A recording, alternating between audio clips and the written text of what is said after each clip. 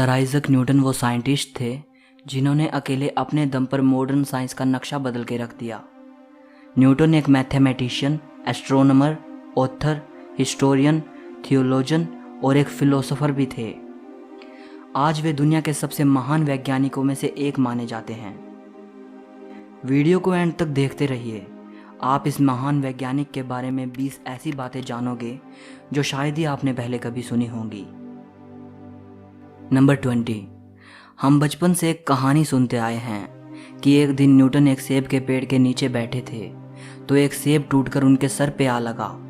तभी उन्होंने सोचा कि ये सेब नीचे ही क्यों आया, इधर उधर या ऊपर क्यों नहीं गया, और अगर चीज़ों को नीचे धरती पर ही गिरना होता है तो चांद भी तो ऊपर दिखाई देता है, वो नीचे क्यों नहीं गिरता।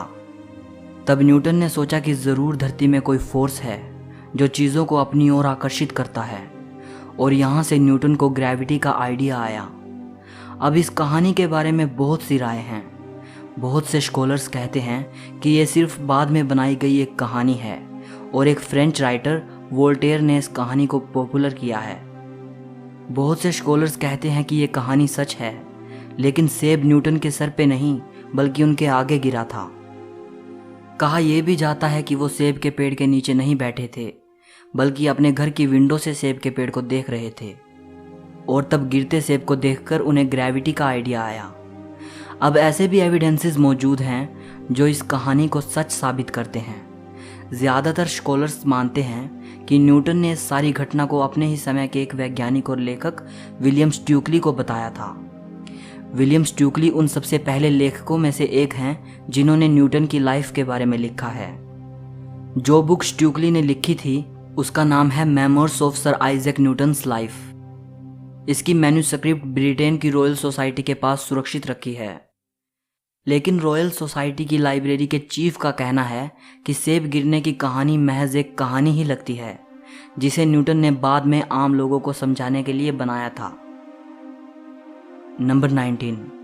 एप्पल कंपनी का जो सबसे पहला लोगो था उसमें न्यूटन की तस्वीर थी। इस लोगो में न्यूटन के उसी पल को दिखाया गया था जिस पल में वो एप्पल ट्री के नीचे बैठे थे और एप्पल उनके सर पे आ गिरता है और उन्हें ग्रेविटी का आइडिया आता है।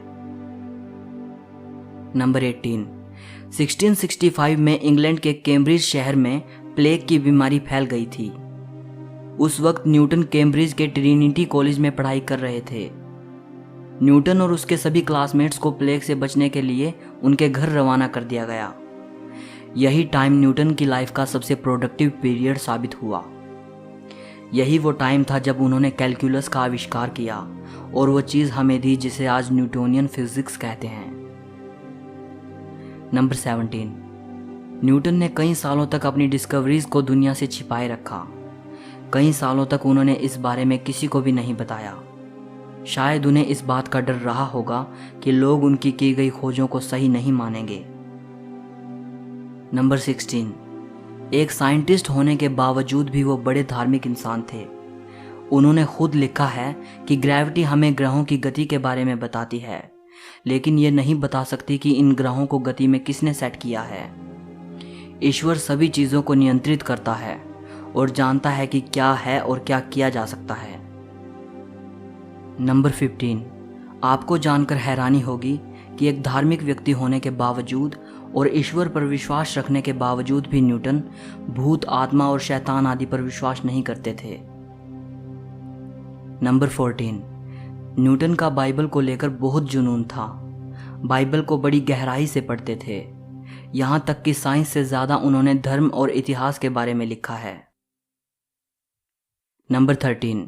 बाइबल पढ़ने की वजह से ही उन्हें कुछ चीज़ों को प्रेडिक्ट भी किया। न्यूटन ने अनुमान लगाया था कि जीसस को सूली एग्जैक्टली 3 अप्रैल 33 AD को दी गई थी। नंबर 12। न्यूटन के अनुमान के मुताबिक यह दुनिया 2060 से पहले ख़त्म नहीं होगी। नंबर 11।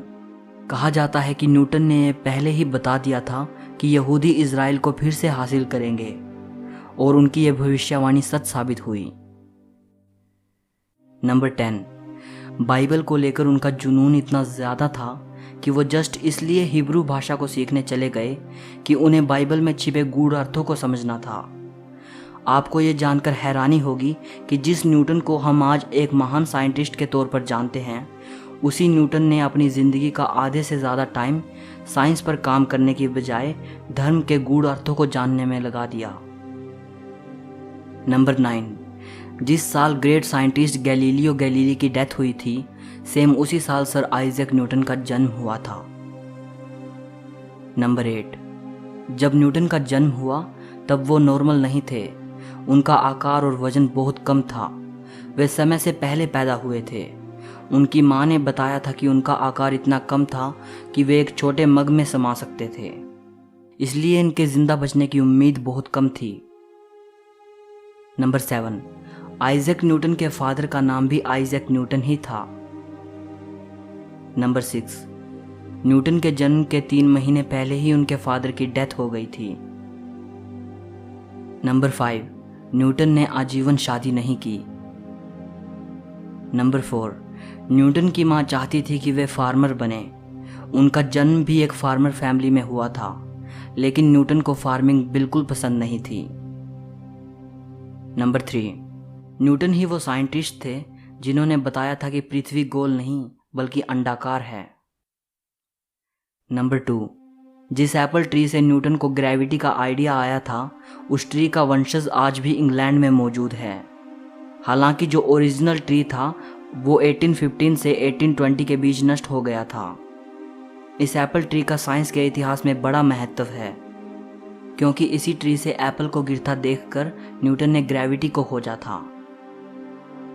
नंबर 1, इसी ट्री की लकड़ी का टुकड़ा सर आइजैक न्यूटन की तस्वीर के साथ स्पेस में भी भेजा जा चुका है, ताकि न्यूटन ने आज हमें और साइंस को जो दिया है उसके लिए उनका आभार व्यक्त किया जा सके और उस एप्पल ट्री को जीरो ग्रेविटी का एहसास कराया जा सके।